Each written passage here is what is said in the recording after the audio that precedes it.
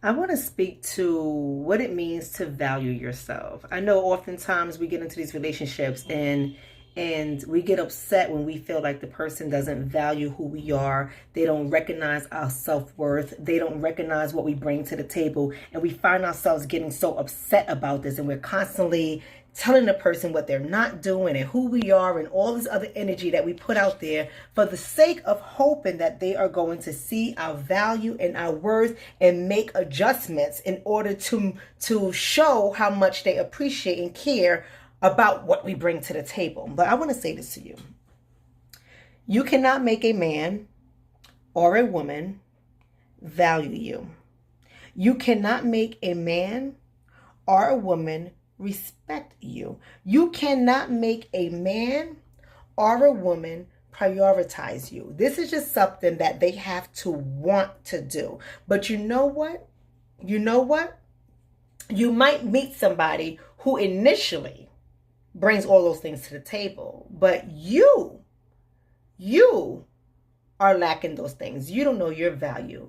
You don't know your worth. You don't respect yourself. So when you lack these type of things, right, you show up half-assed, and you wonder why people treat you exactly how you behave. See, the people we attract in our lives, they're going to be a reflection of our thoughts. They're going to be a reflection of our behaviors, our actions, our beliefs. They're going to be a reflection of these things. So when you bring somebody or when you attract somebody into your life and they don't see the value of what you bring to the table, they don't see your worth, they don't feel like respecting you, they don't demonstrate respect for you, maybe you got to ask yourself, are you partially at fault for some of this behavior? I'm not saying you take total blame, but you have to ask yourself, are you at fault for some of this behavior?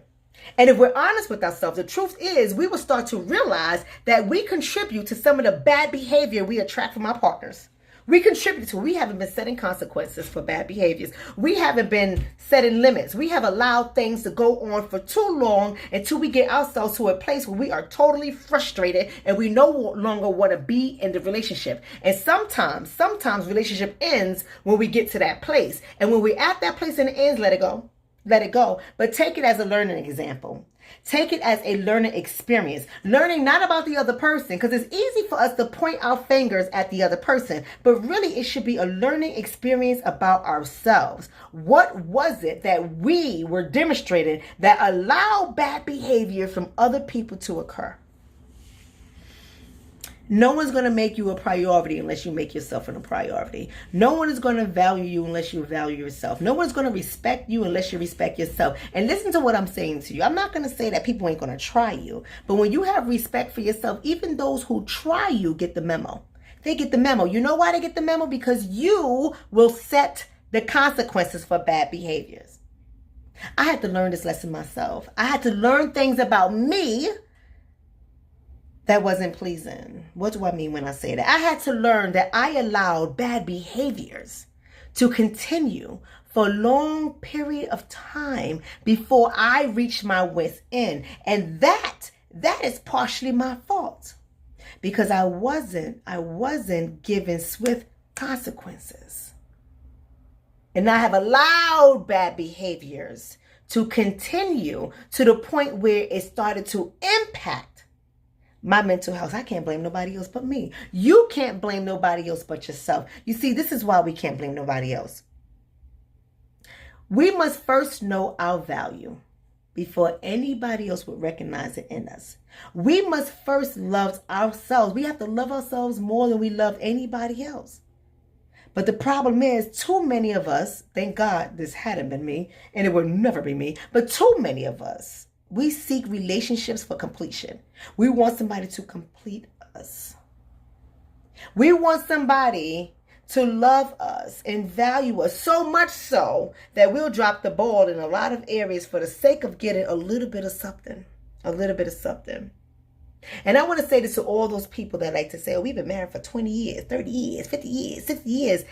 Let me tell you something. All my work as a marriage counselor, for a lot of people, that don't mean jack diddly squat. Because a lot of people have been in marriages for 15, 20, 30 years unhappy.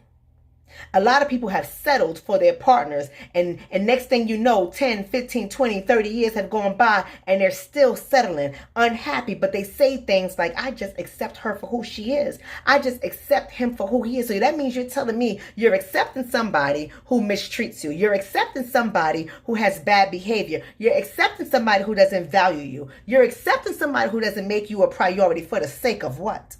What are you afraid of? Now, I believe in keeping the family unit together. I absolutely do. But I don't believe in keeping a family unit together when it's toxic and the toxicity is spilling over to other parts of the family, including other family members. I don't believe in that. Because when we do stuff like that, we teach our children how to tolerate bad behaviors from their partners. We teach our children how to stay in toxic relationships for the sake of what? For the sake of saying you have 10, 15, 20, 30 years in? I would beg to differ. You see, when you love yourself and you value yourself and you know your worth, you know what you bring to the table, you're no longer afraid of making decisions for your happiness. You're no longer afraid of making decisions for your mental health, even if it means ending a relationship. I get a lot of people that come in here into my counseling office, or a lot of people that send me emails, and they have been tolerating and accepting bad behaviors for years on years on years, till they're no longer at a place of loving or respecting their partner. Do you really want that toxicity to go on in your relationship to the point where you can no longer respect your partner? And if you lose respect for your partner, how does your household environment look? I bet not pleasant. I bet not happy. I bet not healthy. So there's a lot at stake when we choose to remain in relationships that demonstrate a lack of respect, a lack of love, right? A lack of empathy. There's consequences for that. Now, I'm not telling you to jump ship. I'm not telling you to leave your relationship. I'm saying that you have to get these things under control, because if you think you're going to experience marital satisfaction or relationship satisfaction just because you've been accepting bad behavior for years on years on years, you're sadly mistaken. What you have become is a steeple for toxic relationships. And what you have taught your children is to accept and tolerate toxic relationships. So if you are experiencing relationship with someone who does not value you, you have to ask yourself, do you value yourself? If you are in a relationship with somebody who does not respect you, you have to ask yourself, do you respect yourself?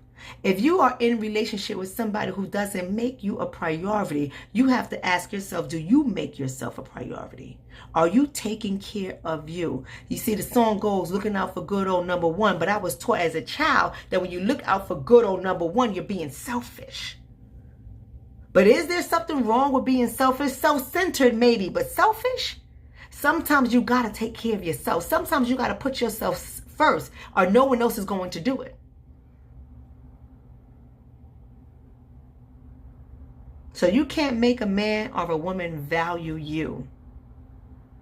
And if your partner is not valuing who you are, if they're not respecting you, if you're not a priority in their life, let me tell you something, ladies and gentlemen, you have to accept the fact that you are partially at fault.